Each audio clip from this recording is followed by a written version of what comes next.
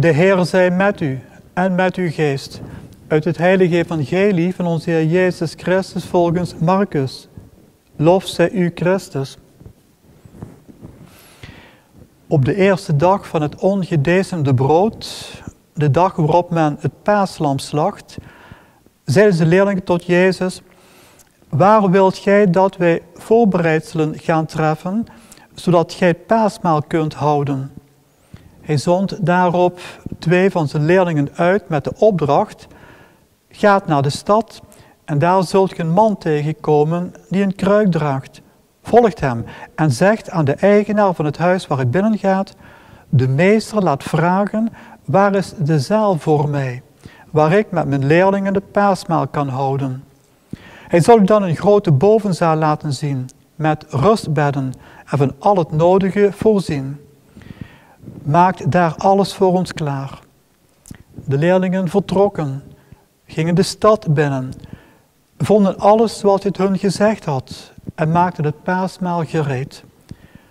Onder de maaltijd nam Jezus brood, sprak de zegen uit, brak het en gaf het hem met de woorden: neemt, dit is mijn lichaam.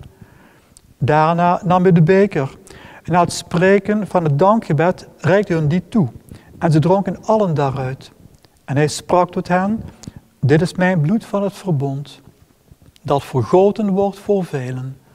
Voorwaar ik zeg u, ik zal niet meer drinken van wat de wijnstok voortbrengt, tot op de dag waarop ik het nieuw zal drinken in het koninkrijk van God.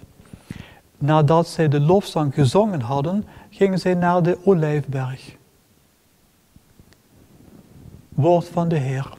Wij danken God.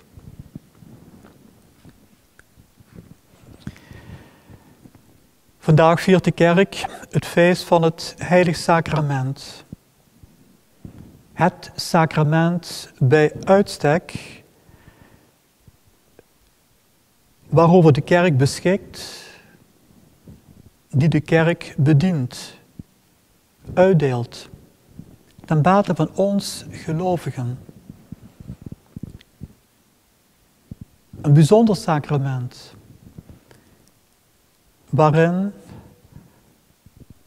op onbloedige wijze het levensoffer van Jezus Christus destijds op bloedige wijze tegenwoordig gesteld wordt op het altaar.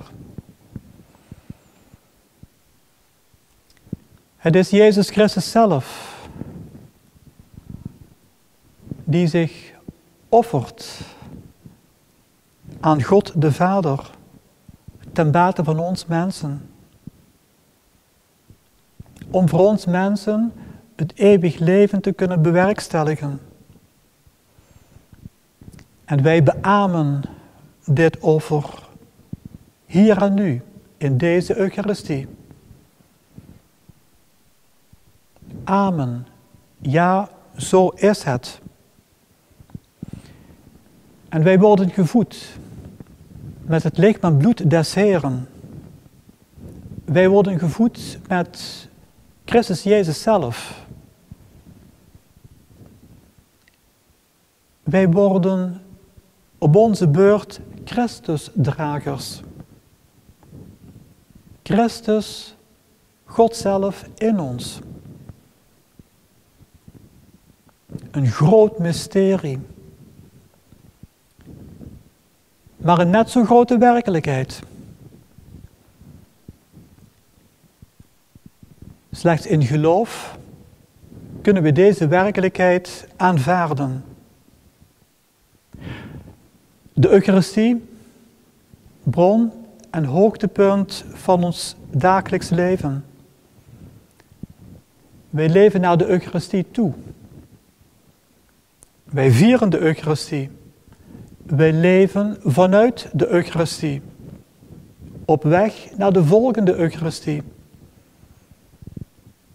Het is God zelf die dit sacrament aan de kerk geschonken heeft.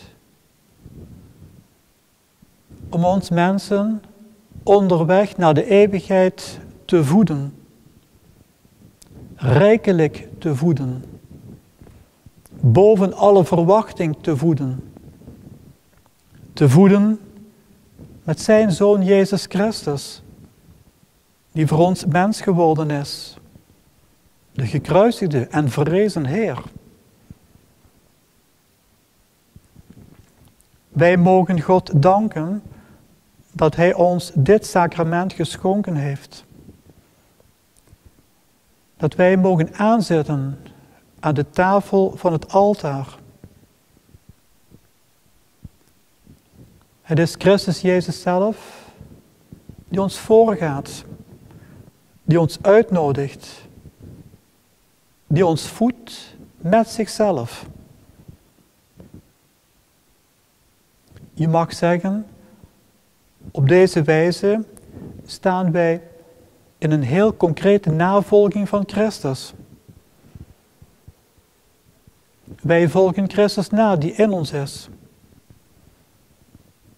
Het woord Gods, dat vlees geworden is.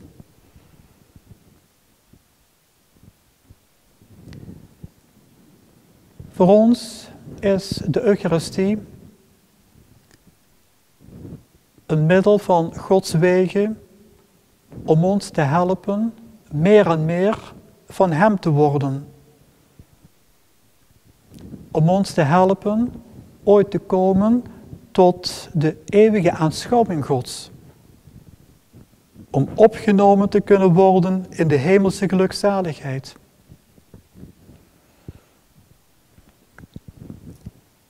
Ooit vierde Jezus zelf de eerste Eucharistie. Het laatste avondmaal. Aan de vooravond van zijn lijden en dood. Gevolgd door zijn verrijzenis.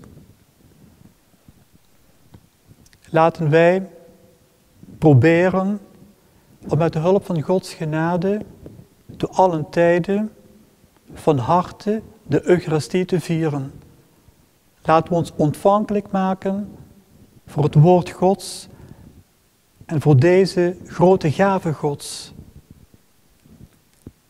Het heilig sacrament van de Eucharistie. Amen.